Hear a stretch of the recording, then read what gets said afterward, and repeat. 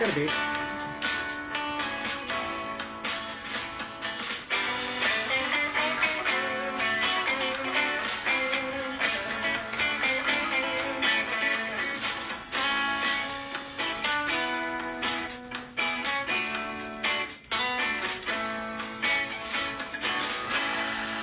And welcome everybody to the 12 o'clock show with Mayor Joe on this rather kind of gloomy, ugly fall Ohio day after all sorts of sun the last couple of weeks. Joining me today is Cheryl Wooten from Heart Food Pantry. Thank you so much for being here. Thank you for asking. Got a lot of interesting things going on. You're kind of busy. You got a lot of projects going on. But before we get into that kind of fun stuff, tell us a little bit first about what is Heart's mission. Well, our mission statement is nourish to flourish. And that doesn't mean just with food. It's a lifestyle. It's how do we help impact folks to move forward, to connect them with meaningful resources. So it's not just about food. It's about nutrition. It's not just about nutrition. It's about what are some of the other anxieties and stressors that our neighbors might have that we can help connect them with and help them to really navigate through some of the stresses of life. Okay. Now, one of the things that you do is you're kind of located on East Main Street. I usually tell people the easiest symbol to say it's around the Dairy Queen. I said that's usually the thing that everybody, Yes. most everybody knows where Dairy Queen is. So that's usually the way it goes. So Heart serves a number of people Yes. On a weekly basis. So kind of run through that process of, first of all, I guess you say, what times are people there? What kind of services do they receive and things like that? Okay. We are in a very small space of about 4,500 square feet. So I'm prefacing that because of all the things that we're able to do and what we will be able to do. But as you come to Heart, you'll enter in on the east side of DQ. Mm-hmm. And I'll give a shout out to DQ. They have been fabulous. Stay out of their parking lot. They are a business trying to do their business, and we want to support that. So please come in on the right side, or the left side of DQ on the east side, and then you'll wind around in our parking and get in the queue to come into the market. Because the market is so small, we're limited on how many folks can come in at a time. So it will be at least an hour from start to finish. And we have a great story with someone who actually uses that time to do her schoolwork. So, come prepared. And but once you get there and get inside, then we're something called a choice market. So pantries used to be able to, you come in, they would just give you, a bag full of, right. Yeah. And irregardless of whether you're allergic to peanut butter or not, so those items would go to the wayside, and so a much more effective way of serving neighbors are to allow them to choose what they and their family will eat. We're a nutrition partner with Mid-Ohio Food Collective, so we're able to get just a wide variety of fruits and vegetables and healthful things in a variety, because we do serve a number of cultures. So it's really always fun when you see someone who's here and doesn't quite speak the language, but they recognize bok choy, or they recognize that there's something there that reminds them of home, and while they're transitioning here and home. So that's fun. We are the lentil capital, and so Mid-Ohio knows that whenever lentils come in, we get them. Yeah. But that sounds kind of trivial, but it's meaningful to them, because now it helps that assimilation process. So people come in and they're allowed to shop for their families. So things don't go to waste, our efficiencies go up. And then as they're done and leave, and it's just a cycle of that throughout the hours that we're open. If they come in and they don't want to shop necessarily, or they need to meet with someone else that has a resource, particularly now, it's open enrollment for insurance. Yeah. And we have folks on site that will help navigate with those questions and issues and things that will help them. We're really trying to load up internally, having some of our, whether it's Buckeye or Molina, Care Source, others that are there to help answer those kinds of questions. So we often offer Celebrate One, which helps, single parents raising their infants, and just a number of things that will help with additional resources other than nutrition. Yeah. It's always busy, and I know there's always a good cooperation between Hart and RPD, and we do appreciate everybody's patience. And I think most people are used to the idea that if it's around a certain time on a certain day, they know to get in the left lane, and then life is a lot easier for them. So as long as they follow that, I think we're pretty good. But You're welcome, Reynoldsburg. all of that's going to change, though. Yes. So really exciting things. You recently hosted, and I was able to attend, a groundbreaking for a new facility. What is this new facility? I mean, in general terms, like how is this going to change what you just described and make it that much better? This is going to hopefully eliminate that hour wait in line. Not only are we expanding the building to an aggregate amount of 11,700 square feet, eventually that whole space we're wanting to take up that space and use it for additional wraparound services as well as expanding the market. Not only do we gain that, we gain 100 parking spaces, which is huge, where we currently have 10 dedicated parking spaces. 10 is not as many as 10 100. is not good. Right. I'm on the math with you there. You're a teacher. So we're terribly excited about that, and bicycle racks, and we know Coda's coming in. So strategically, we're in a place where I think we're really going to be able to better serve the community in general. Yeah. No, I'm really looking forward to it. I know that I would say it's been a long time coming, but that's probably short selling it a little bit. So we know that 4.5 years. Yeah. Now you're in what I usually refer to as the second least fun time, which is the engineering and the design and all of that stuff. And the worst time is when you're doing all the underground stuff, because you come in and you see people working, but when the end of the day goes and everybody's gone, you absolutely see nothing on the ground. It's like nothing happened. So that is the worst time, but you're in that second worst time right now. So we are. It'll be good that when everything gets set up and moving forward, that'll be, you go vertical next year, and that's the goal. And it's going to be good for the community all the way around. So I know a lot of people out there are probably curious. I know that volunteering is always good, and there's so many volunteers, right? You have to turn the volunteers away at the door. No, not so much. No, not so much. So volunteering is one way, but if somebody out there who's watching and they want to help, either by volunteering or donations or any number of other things, what's the best way to help? There are so many ways that one can help. If it's volunteering, we have hours throughout the week that are morning, noon, and night. So we start around 7 in the morning, start prepping for the day. Some days we don't close till 7, so they're 12-hour days. There are hours all throughout the week. One thing that you may not know is that we also have a lot of folks that need community service hours or need their hours of service through the high school or schooling. And so we are very adept at, helping them get those hours in, especially if it's needed for a court date or for school graduation. And it's really fun because then you watch them learn what we do, get excited about it, and say, can I come back? Yeah. So that's pretty exciting. So volunteering is certainly not limited to the building itself. There can be volunteers, like if you've got IT skills, we would love to see you. If you have writing skills and different things for potential newsletter, in the offing. So there are many, many ways to come and serve. Then also for donation wise, every dollar is a dollar more. And right now, while we're, it's not cheap to do this building. So we are in a comprehensive campaign, and what that means is that we are asking people for lots of money. Yes, we are. Yes, we are. However, it's whatever you can give, and our hope is with this new building, it doesn't become just the Hart building. This becomes a resource center in Reynoldsburg, and this becomes something where folks can say, "Yeah, that's our resource center." Yeah.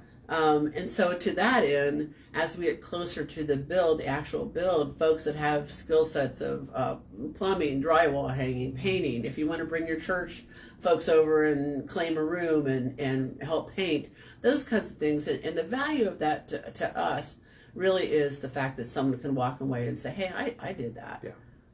It's a huge thing. I'm really looking forward to it. And like I said, it has definitely been a long time coming. So we did get a couple of quick questions. Sure. So the first one, what additional services will be offered, such as like seasonal vaccinations? You know, we talked about, you know, it is that time of the year. Everybody's talking flu or COVID or this type of thing. Will that be an option at this facility in the future? It will not be an ongoing option. What will happen is that we'll invite Mount Carmel or Ohio Health or others to bring the bus that they have, because now we'll have the capability of parking them at the resource center, where now we absolutely have no way to do that. Yeah. So there are lots of options that we'll be able to take advantage of in the very near future. So for Hart, who's eligible to get the food at Hart?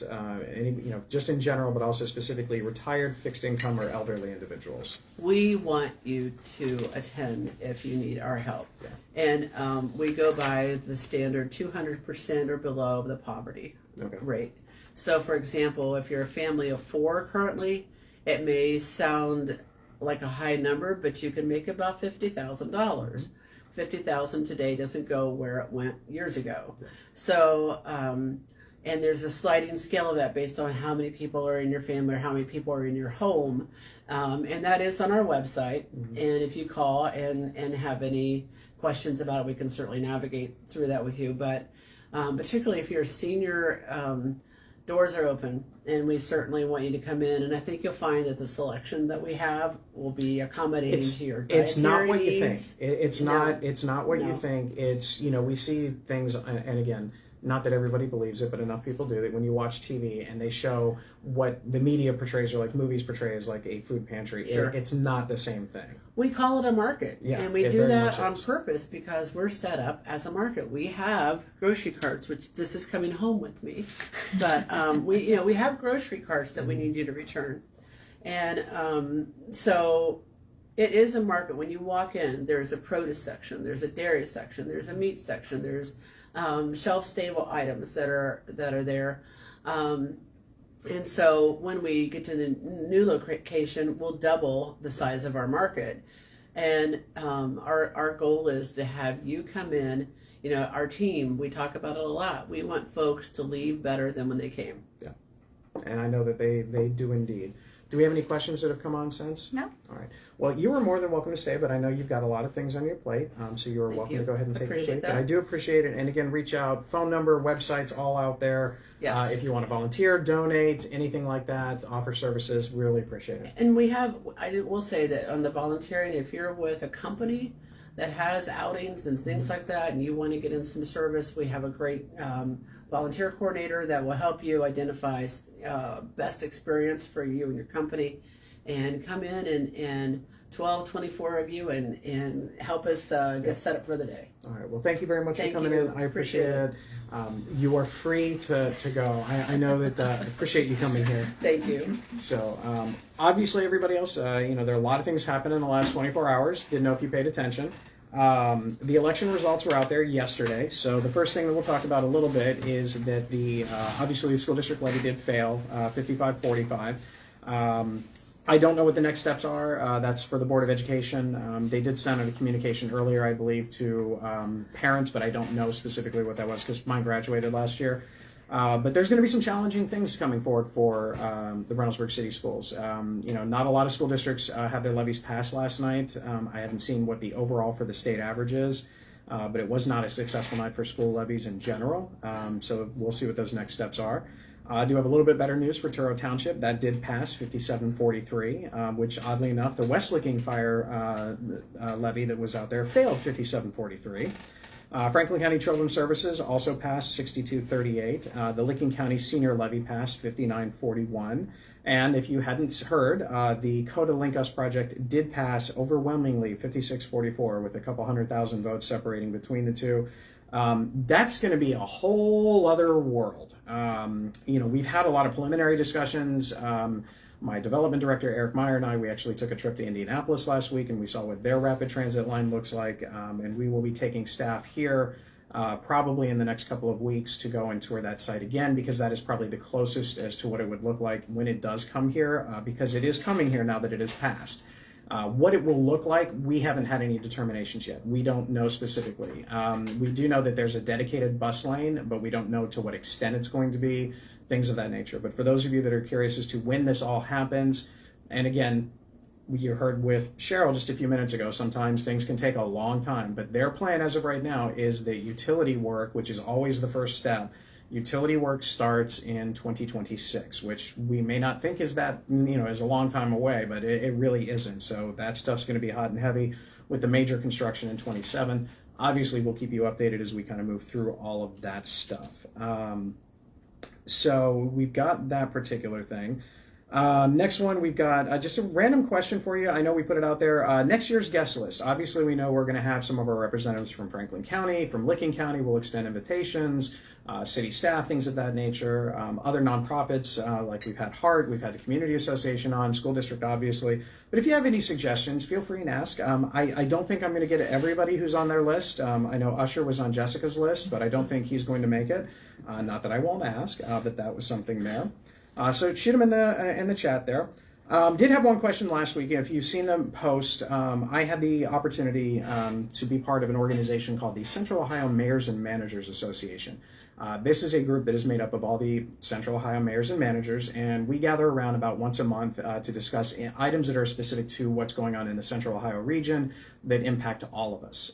So this past Friday, we had an opportunity to meet in Bexley. So thanks to Mayor Kessler for his hospitality, and he actually kind of volunteered the governor's mansion for our meeting. So Governor DeWine was kind enough to join us for lunch. And we did talk. We talked about a few things. I welcomed him, thanked him for his support of what is known as home rule. So we're going to get a little municipal nerdy right now. Home rule is for communities like Reynoldsburg and a lot of municipalities. We have a charter system that allows us to exercise home rule, meaning that our laws, that we can put our laws that impact our citizens. There has been a lot of fighting back and forth between the State House and municipalities about what is and is not home rule. The most recent example would be the tobacco legislation that was put in place to license and limit flavored tobacco and tobacco all the way around, and that was put forth and it was vetoed. The exemption of it was vetoed by the governor, and then it was overridden because a number of municipalities wanted to have that ability to license their tobacco sellers because of the massive increase in the uses of vape pens and things of that nature.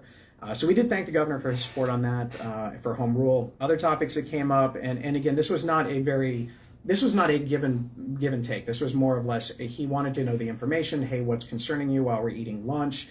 One topic that came up that we will probably see in the next couple of weeks with what is called the lame duck session, that is with everybody at the State House that is going to be there right now but won't be there in January. It's a topic called the Police Pension Fund. There is a very large push for the police pension fund to equalize and increase the city contribution all the way across. Right now, and for a long time, it's been at about 19%. They want to raise that to about 24.5%. So that is going to be a huge increase. Municipalities are obviously very worried because that is a significant increase in cost. That's something that they had not been dealing with on that level for a long time. There's questions about whether or not this is something that is needed based on the fact that a pension study hasn't been done. But I kind of cut to the chase with all this and realized it's going to happen eventually. We feel that the last that we had heard is it'll probably be phased in over X amount of years. But for municipalities like Reynoldsburg, like Columbus, Dublin, that impacts the amount of money that we have in our budget for things, for pension programming, which could severely impact our ability to hire additional officers moving forward.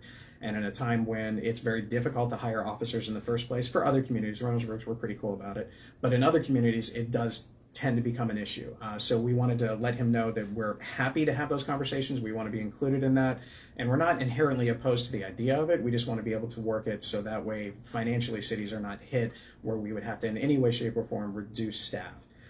The other thing is always fun, a municipal income tax. Ohio has a number of different layers of taxation. There's the state income tax, which is mostly being phased out and will probably continue to do so. But cities actually make their money based off municipal income tax. So all the businesses in Reynoldsburg, if you work at those businesses, you pay an income tax, and that's how the city is predominantly funded. It's probably 75-80% of our funding. It comes from that specific thing. That's where a majority of our budget comes from.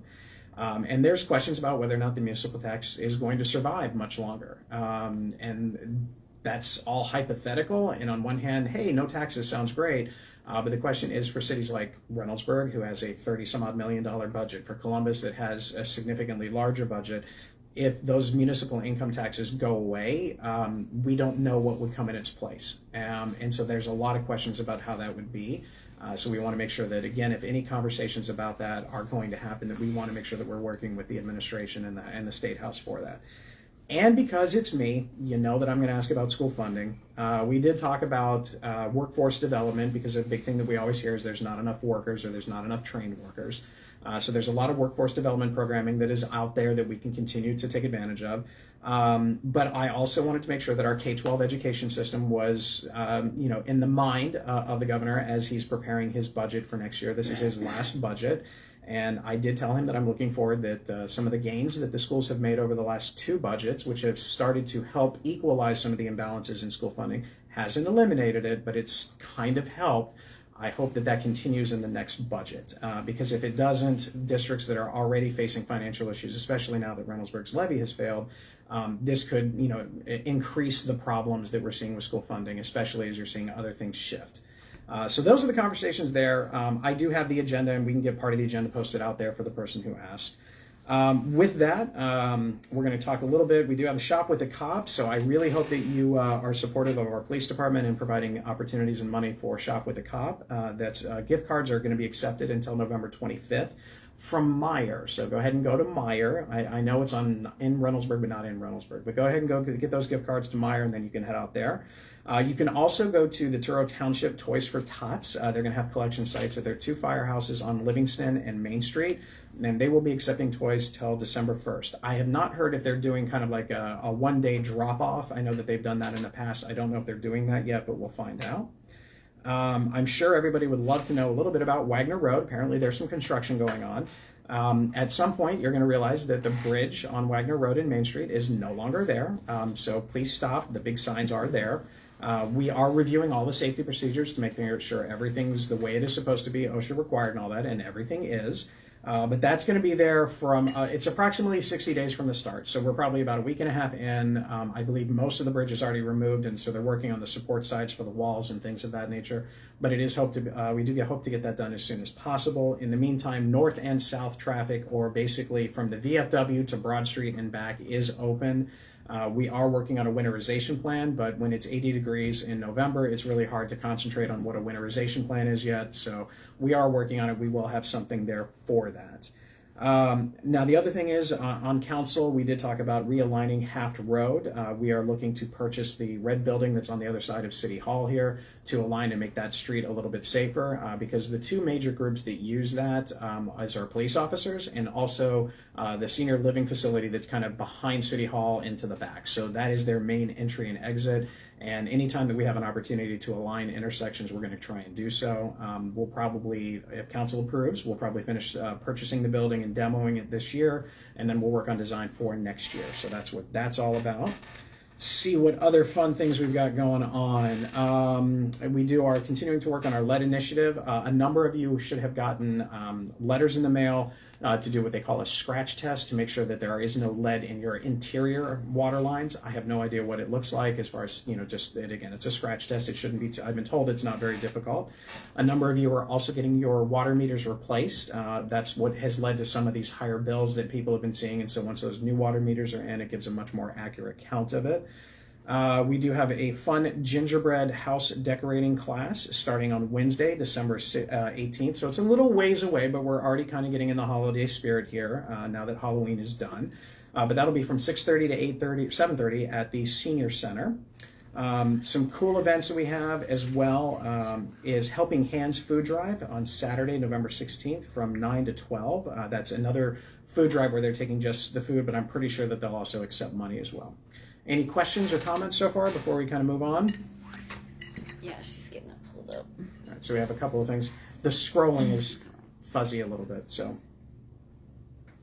Let's see if I can. Do you have it? All right, so we got a couple of questions here. Yes. All right, it says, what are the multi-billion-dollar companies moving into the area doing to help tax revenues? Can you explain what a 10 to 15 year abatement means? Do they pay property tax during this time? How are they helping to improve infrastructure? So first of all, usually depending on if it's and this gets into a lot of different finances. If a multi-million-dollar company comes in or something like that, there's different ways that they do it. Most of the time, the companies are looking for the best land deal available. So they look at two things. They look at either an abatement process or a TIF process. An abatement process is where they do not pay property taxes for 15 years, so that way they can bring your business there. That is a very common practice in the state of Ohio. We only have one active abatement process here, and that is with Central Ohio Primary Care, which is just down the road from us. What we do with that is then we also split the income tax revenue generated from that with the school district 50-50, because again, as I mentioned earlier, cities make their money on income tax. School districts are funded primarily by property taxes, and so that is one of the offsets for that. TIFs are a little bit different because a lot of that runs into taking the property taxes for a particular project and using the property taxes ahead of time for anything from infrastructure to parking lots to other improvement projects all the way throughout the city. We do have a number of active TIFs. That is actually what is going to be paying for our Wagner Road project. So we will actually be paying for that with the property taxes from the Spring Hill Farms development. And those are two of the tools that are out there. Now, how they help with infrastructure is the property values, let's say, of the Central Ohio Primary Care on the other side of it. Right now, it's virtually worthless in terms of property tax value because it's an empty field. However, if you build something on it, then that property value is assessed to it, and then that money is generated that you can use for the TIF, and that will actually help with the infrastructure throughout the rest of the city. That is a very quick version of what that is all about. All right, any other questions? No. All right, good question. Things I've learned in here since I've been around. So, I do have a couple of thoughts about last night. I was thinking, hey, let's go off the cuff like I usually do, but I thought it'd probably be best in this case to have something actually prepared and not from Lord of the Rings like I did last week. So last night, as I was kind of reflecting on things, be it the national races or the levy, one string of words continue to pop in my head. Now, it's not an exact correlation, but there's some things that just hit with me. President John F. Kennedy gave a commencement speech at the American University in June of 1963. And I'm not going to do a Kennedy impression with this. I'm just throwing it out, though I am tempted. So let us not be blind to our differences, but let us also direct attention to our common interest and to the means by which those differences can be resolved. And if we cannot end now our differences, at least we can help make the world safe for diversity. For in the final analysis, our most basic common link is that we all inhabit the same small planet, we all breathe the same air, we all cherish our children's future, and we are all mortal. We all, Republican, Democrat, Independent, the don't cares, the I wish there were better choices, those that supported the levy, those that were against the levy, those that wanted to support the levy but couldn't. So for all of those who are there, for this election going your way, congratulations. Enjoy the historic win. It was well earned. It is only the second time in the history that has happened. For those of you that have lost, do not despair. Take a deep breath. It'll be okay. To all of you, I do ask just one thing. Usually I ask about being safe and being respectful. I just remember that when we do breathe the same air, that we do cherish our children's future, that you remember all of that, and begins with bringing everyone together and having the commonality, because we're our friends, we're our neighbors, these are the people that we talk to and see in the grocery stores. That part of it is done. It's not going to be easy because there's hard feelings on both sides. That's what campaigns do. But at this point in time, we have to find ways to move forward, because this division is not good for anybody. It's not good for you. It's not good for me. It's not good for our nation. So it's not going to be easy, but rarely is anything worth doing so. I do appreciate everything. Have a wonderful rest of the day. Stay safe, stay respectful, and as always, always, always, please put your shopping cart away, especially if you're at Heart Food Pantry. Thanks, everybody.